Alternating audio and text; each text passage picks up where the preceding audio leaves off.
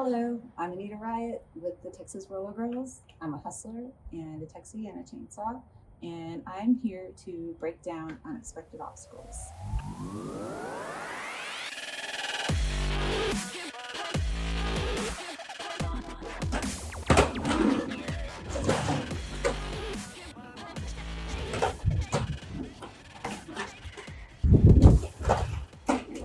Alright, so with this trick, you need to make sure that you've gone over all the other skills leading up to this skill. And you want to make sure that you can perform those with confidence because you're going to need all of those skills built up in order to execute the unexpected obstacles skills in the minimum skills requirements, if that's what you're going for. Okay, but this is also something just good to have in your back pocket. You need to be able to have the agility that it requires to move quickly around unexpected obstacles. And you also need to be able to jump a little bit sometimes. And you need to have mental awareness of what's around you, the other skaters around you, and with that mental readiness, knowing that someone may fall at any moment. And so you need to be able to avoid those people who fall without falling yourself, or going out of bounds, or causing hazard to those around you.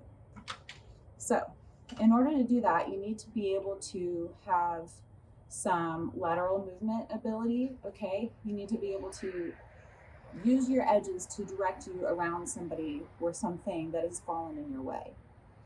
So, that's going to take the readiness to direct your skates the direction you want to go to avoid somebody. And it also means that you want your upper body to be in control as well.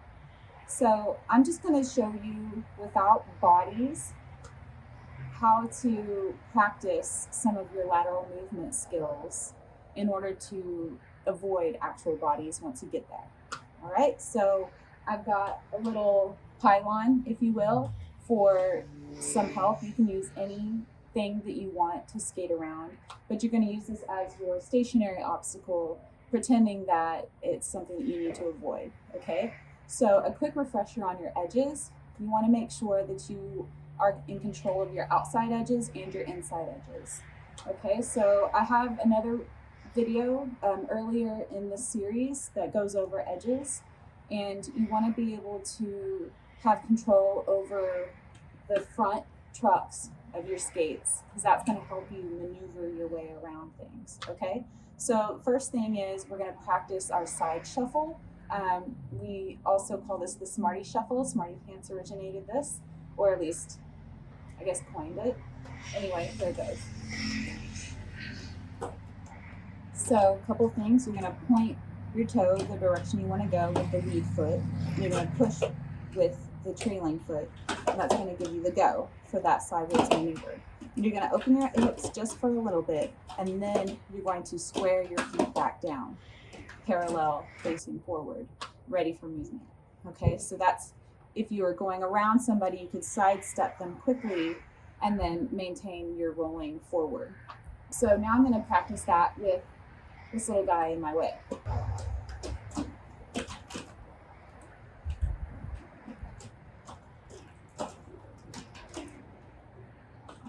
Okay, that's simple. Smarty step turned into a little side step.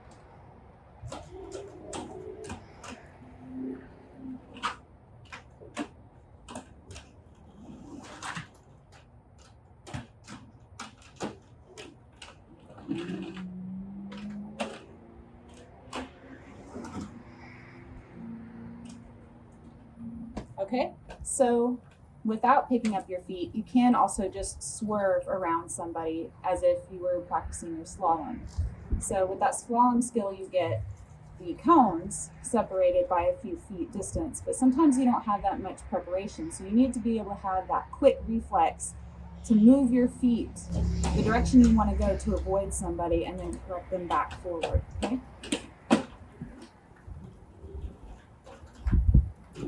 All right, so to review, all I'm doing is I'm pointing my toes the direction that I want to go. And I'm activating my edges by moving my knees. As long as my knees are bent and directly over my toes, they will direct my front trucks and then direct my wheels and my edges on my wheels to then move from side to side.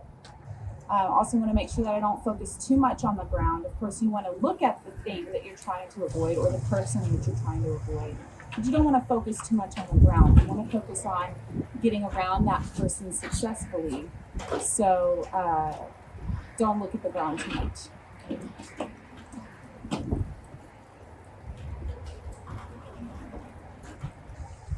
Okay, so the jumping. Jumping is actually quite simple. You just want to make sure that you have good form and a solid core. And all you need is for your wheels to lift off the ground a little bit. And it doesn't have to be a hop. It can be one leg at a time. And actually one leg at a time is actually much better for hopping over somebody's leg or skate. I don't recommend jumping over somebody's entire body unless you're ready for that and you've got the speed that it requires.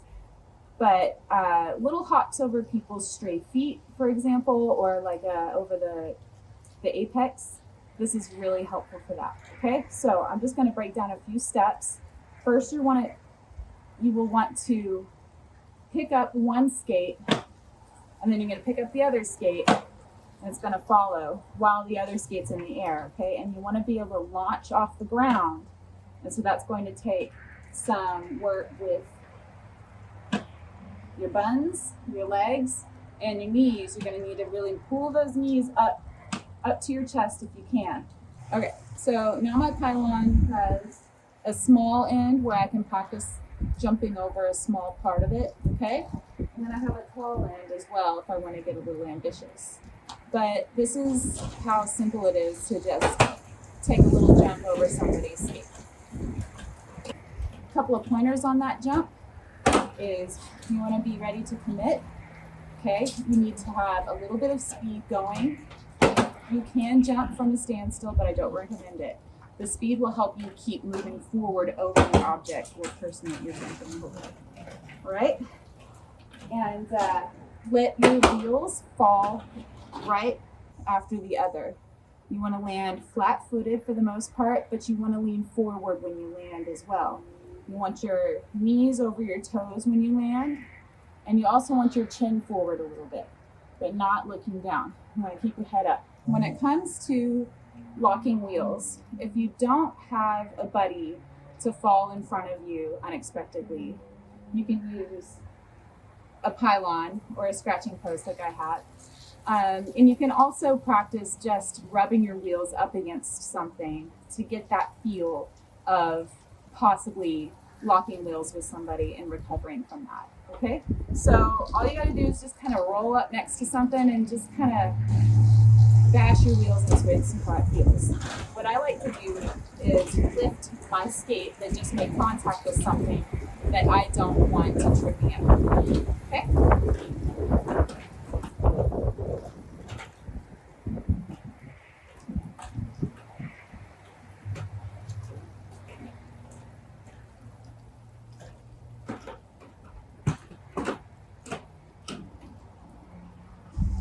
Okay, so I was just practicing getting my wheels up against something.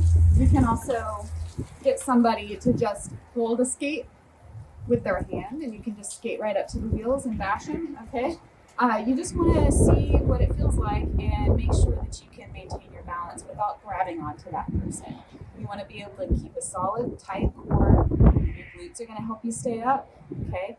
Your calf muscles are also going to help you stay up because they're in control of your ankles.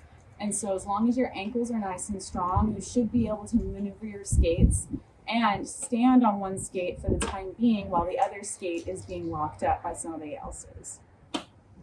Something else that you can try for practicing avoiding unexpected obstacles is just a quick step, kind of like a jump forward, except it's going to be a jump to the side. It's just quick. You want to make sure that your wheels land in the direction that you're rolling, okay? And all it takes is a little bit of spring back and forth, okay? So you can practice standing still. Make sure those knees are bent.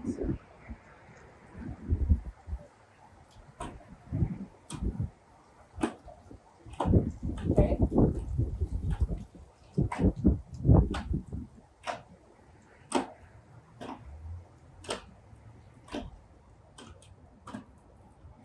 and here's how you use it rolling.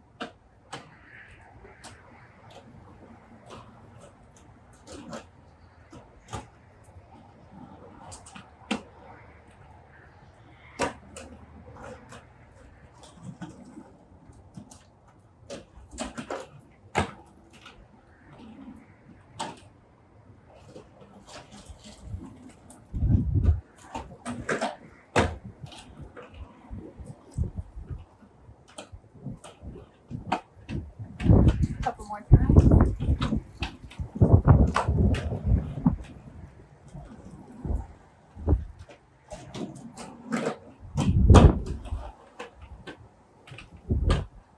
Okay, now I'm going to show you everything. I want you to try to practice this on your own. Practice all the different ways that you can avoid something or somebody that's fallen in your way. The more confident you get, add a little bit more speed.